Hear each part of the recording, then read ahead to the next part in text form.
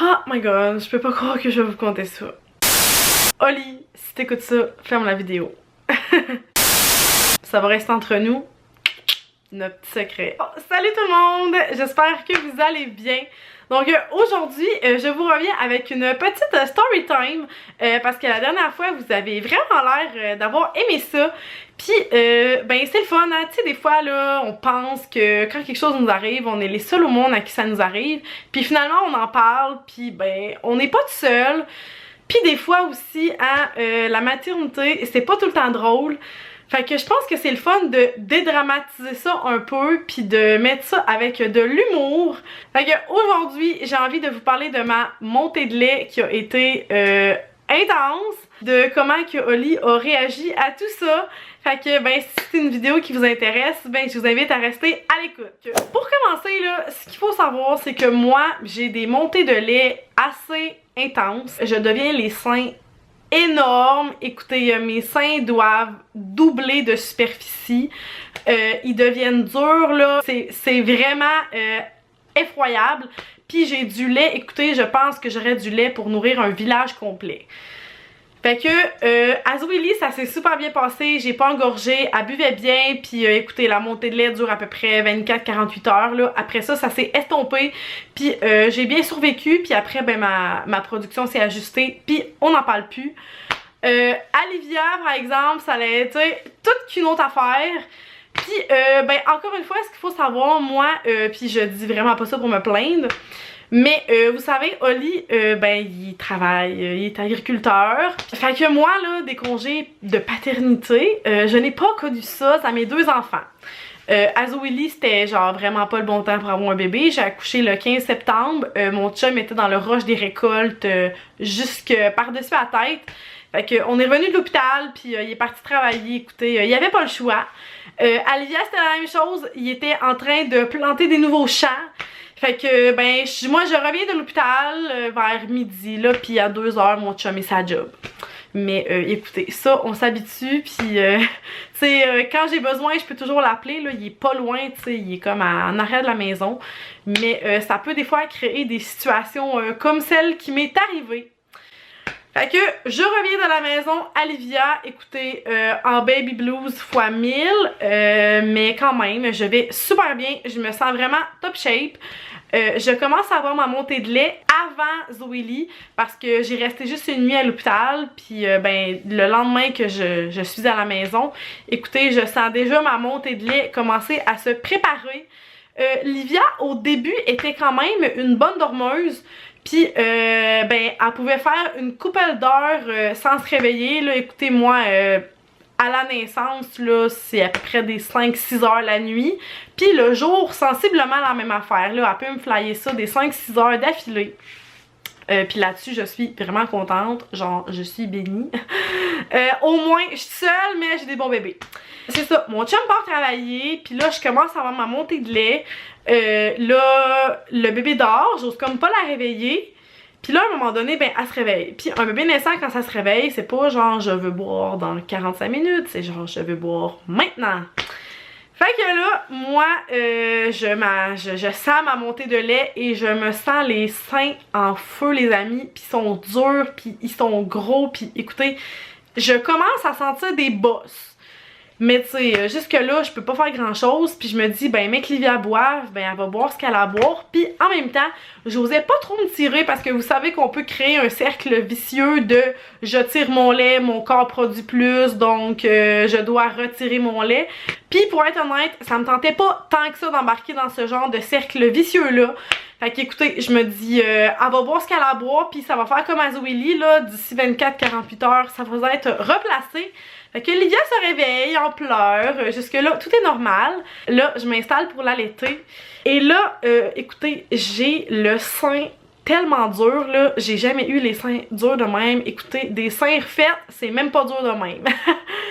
Fait que là, je suis genre, oh my god, comme... Je vais plugger le bébé, mais vous savez, puis écoutez, j'ai pas des petits seins de nature, mais là, en montée de lait, mes seins, écoutez, là, c'est... Ça doit être du triple D et plus, là. Fait que là, tu sais, bébé a une minuscule tête à côté de l'immense sein que j'ai. Fait que là, j'arrive pour m'installer pour essayer de faire boire Livia, mais j'ai les seins tellement durs là. Vous savez, hein, dans les premiers jours d'allaitement, souvent là, on va comme appuyer sur le sein pour faire un peu comme un hamburger pour que bébé ouvre vraiment grand, pour qu'il y ait une bonne prise au sein. Mais là, écoutez, manœuvre impossible. Écoutez, il n'y a aucune chance que ça fonctionne. Le sein est tellement dur, ça n'a juste même pas de bon sens. Fait que là, j'essaye de peser puis d'y mettre la bouche, ça marche pas. Fait que là, je me dis, ok, fuck off. Je vais juste y mettre la bouche pour qu'elle vide ça, parce que là, ça commence à faire mal. Puis là, écoutez, même pas capable de mettre sa bouche puis de téter. Fait que là, je commence à capoter un peu, puis là, ça commence à faire vraiment mal. Fait que là, écoutez, à contre-cœur, je dépose bébé dans sa chaise vibrante parce que là, faut que je fasse quelque chose, faut que je me vide. Puis là, ben, elle est pas capable de me vider, c'est ben trop dur pour elle. Fait que là, je la mets dans la chaise vibrante. Là, je me dis, bon, je vais aller chercher mon tire-lait, tu sais. J'ai un tire-lait double électrique, ce qui est supposé être de best pour se vider. Fait que là, bébé braille à côté, moi je suis comme sur le bord de me mettre à brailler, je me mets ça ses seins, je starte ça, et là, il y a rien qui sort. Écoutez, le sein est tellement dur, là, je pense que ça n'a même pas rapport, là, pour vrai, là. Puis là, je commence à sentir beaucoup de bosse, puis ça commence à faire mal. Puis là, je commence un petit peu à paniquer. Parce que là, le bébé braille, puis là, moi, je ne sais pas quoi faire, puis là, je suis seule, puis tu sais, ben, si mon chum avait été là, j'aurais pu dire, prends-la, berce-la, tu sais, je vais essayer de me démerder, mais non, tu sais, je suis seule. Fait que là, ah ouais, essaye pendant 5-10 minutes, essaye de me tirer mon lait, il n'y a rien qui sort. Écoutez, le sein est ben trop dur. Fait que là, je me mets à brailler.